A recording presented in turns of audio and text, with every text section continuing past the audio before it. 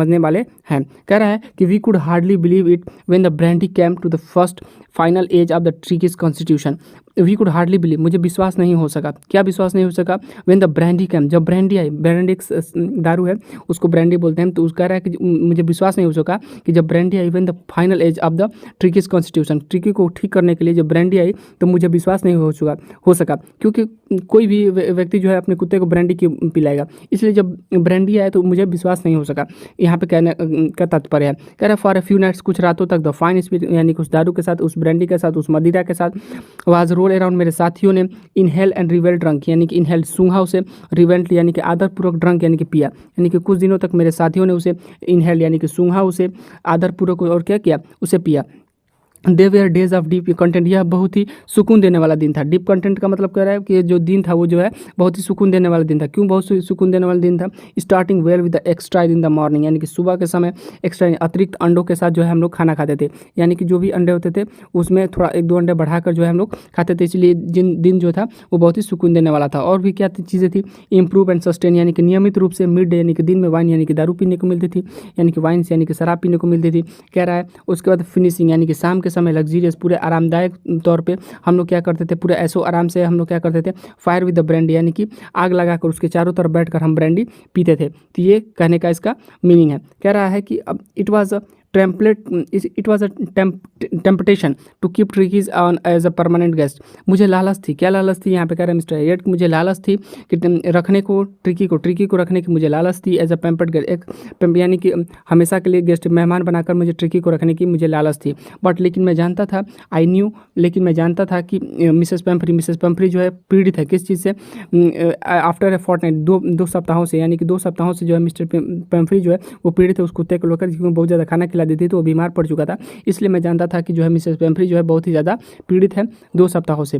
Failed complaint to the phone, इसके कारण मैंने क्या किया, मैंने मिसेस पेम्फ्री को कॉल किया यानी कि फ़ोन किया, टू टेल हर, उन्हें बताने को डैट की द लिटिल डॉग यानी कि वो छोटा कुत्ता हैड रिकवर, ठीक हो चुका है, एंड वाज अवेटिंग कलेक्शन, अब आप उसे आकर ले जा सकती हैं। कह रहा है कि विद इन अ मिनट्स, कुछ ही मिनटों में, अबाउट 30 फीट, लगभग 30 फीट ऊंची वाली गाड़ी, ग्लैम्बिंग ब्लैक यानी कि चमचमाती हुई ब्लैक कलर की गाड़ी, Drew up outside the my surgery, यानी कि मेरे चिकित्सा केंद्र के सामने आकर खड़ी हुई। कुछ ही समय में, जब जैसे उन्होंने फ़ोन किया तो कुछ ही समय में क्या हुआ कि वो गाड़ी जो है आकर मेरे सामने खड़ी हुई, मैंने मेरे चिकित्सा केंद्र के सामने आकर खड़ी हुई। द चॉफर ओपन द डोर, यानी कि जो चॉफर था उसने क्या किया कि डोर यानी कि उनके दरवाजों को खोला, and I could just make out the figure of Mrs Pumphrey almost lost in the interior, उसका इंटीरियर यानी कि उसका इतना खूबसूरत वो ब्लैक कलर की गाड़ी थी कि मैं उसे देखकर ही मैं अचंभित हो गया। यहाँ पे मिस्टर हेड बताना चाहते हैं कि वो गाड़ी जो थी इतनी अच्छी थी कि मैं उसे देख कर ही मैं अचंभित हो गया और मैं मिसेस पेम्फ्री को पहचान ना सका।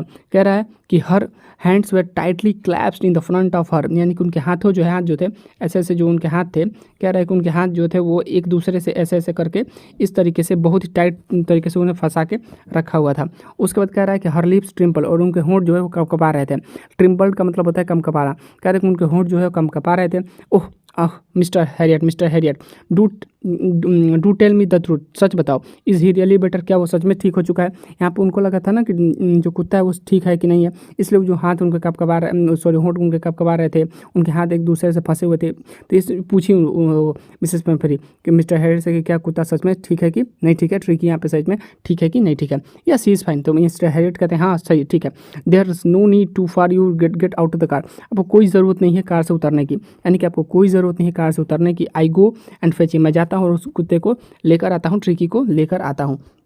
आई walk through the house into the garden, मैं घर के गलियारे के बीच से गार्डन यानी कि बगीचे में गया। यहाँ जैसे मान लीजिए किधर घर है, बीच में गलियारा है, यहाँ पे मान लीजिए गार्डन है। तो कह रहा है कि मैं घर के बीच से गलियारे से गया और गार्डन में जाकर उस कुत्ते को लेकर आने के लिए। A mass of dogs was hurtling around the lawn, यानी कि उस घास के मैदान में, यानी कि लॉन का मतलब घास का मैदान कह रहे हैं, उस घास के मैदान में बहुत सारे कुत्ते क्या कर रहे थे, खेल कूद कर रहे थे, उछल कूद कर रहे थे। कह रहा है इन देयर मिड्स, उनके बीच में ईयर्स फड़फड़ा दी, उनके बीच में ईयर्स में कान फड़फड़ाते हुए, पूंछ हिलाते हुए, was the little golden figure, यानी कि सुनहरे रंग का कौन था? मेरा ट्रिकी था। उन्हीं उन कुत्तों के बीच में। इन 2 वीक्स यानी कि 2 सप्ताहों में ही had been transform in the leech, यानी कि 2 सप्ताहों में उसकी हड्डी वो जो है ट्रांसफॉर्म बदल चुका था, उसके शरीर पे मांस आ चुकी थी, वो जो है लचीलापन हो चुका था। He was keeping up with the PACS, यानी कि और उन कुत्तों के बीच में क्या हो चुका था, घुल मिल गया था। पैक के मतलब यहाँ पे कुत्तों से लेंगे तो उन कुत्तों के बीच जो है वो क्या हो चुका था, घुल मिल गया था। Stretching out in the grand bounds, और अपने उछल कूद कर रहा था, यानी कि कूद फान कर रहा था। कह रहा है हिज चेस्ट, उसकी छाती ऑलमोस्ट ब्लशिंग द ग्राउंड, ऐसा लग रहा था उसकी छाती जो है उस ग्राउंड यानी कि ज़मीन को छू रहे हैं। आप कभी कभी देखे होंगे कि कुत्ते क्या करते हैं, अपनी छाती से ज़मीन को टच करने की कोशिश करते हैं और वो छू भी लेते हैं। I carried him back along the passage of the front of the house, मैंने क्या किया कि मैंने आई कैरिड सॉरी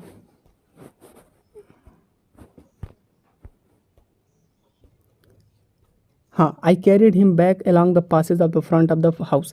क्या किया कि मैंने उसे उठाया बैक, यानी कि पीछे से, यानी कि उस घर के पीछे से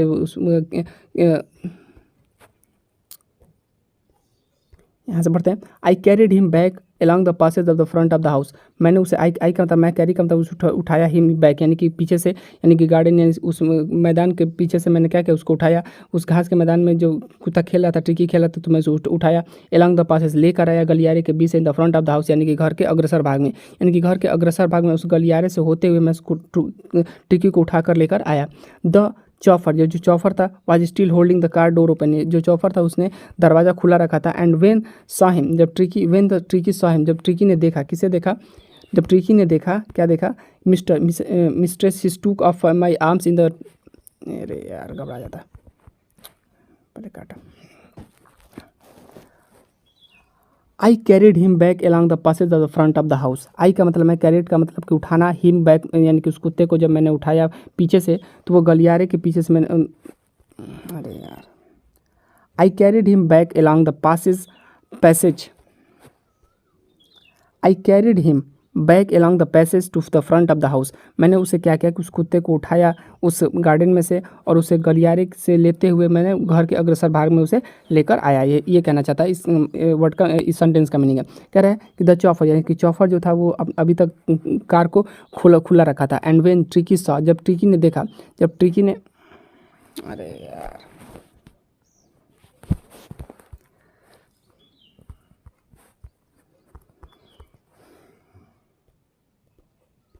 कह रहा है I carried him back along the passage to the front of the house, यानी कि मैंने उसे उठाया। आई का मतलब मैं कैरिड का मतलब मैंने उसे उठाया, हिम यानी कि मैंने उसे उठाया, बैक यानी कि उसे घास के मैदान में से और उसे गलियारे के बीच से होते हुए लेकर आया घर के अग्रसर भाग में। हाँ, the chauffeur was still holding the car, यानी कि डोर, कार को जो खुला रखा था, चौफर ने अभी तक कार को डोर को जो है खुला रखा था। And when tricky saw his mistress, जब ट्रिकी ने अपनी मिस्ट्रेस में अपने मालकिन को देखा, जब ट्रिकी ने अपनी मालकिन को देखा, ही टूक ऑफ माई आर्म्स, मेरी उसने छलांग लगा दी, माई आर्म्स मेरी भुजाओं में से, एंट्रेंस में बहुत तेज़ी से वो कहाँ जाकर बैठ गया, मिसेस पेम्फ्री के बाहों में जाकर बैठ गया। सी गेप्स और स्टार्टल, और जब उनके बाहों में जाकर बैठा तो जो मिसेस पेम्फ्री थी उन्होंने कहा ओह, मिसेस पेम्फ्री ने कहा oh. And then they had defend herself in the sound over the leaking and the face of the barking, और उसके बाद उनको क्या करना पड़ा कि उनको खुद से बचाना पड़ा, खुद को बचाना, क्योंकि उस पर जाकर वो क्या कर रहा था, उनके बाहों में जाकर वो क्या कर रहा था, उछल कूद कर रहा था। स्वांड ओवर का मतलब होता है कि उछल कूद कर रहा था, चाट रहा था उनको, लीकिंग का मतलब होता है चाटना, उनके चेहरे को चाट रहा था, बार्किंग भौंक रहा था।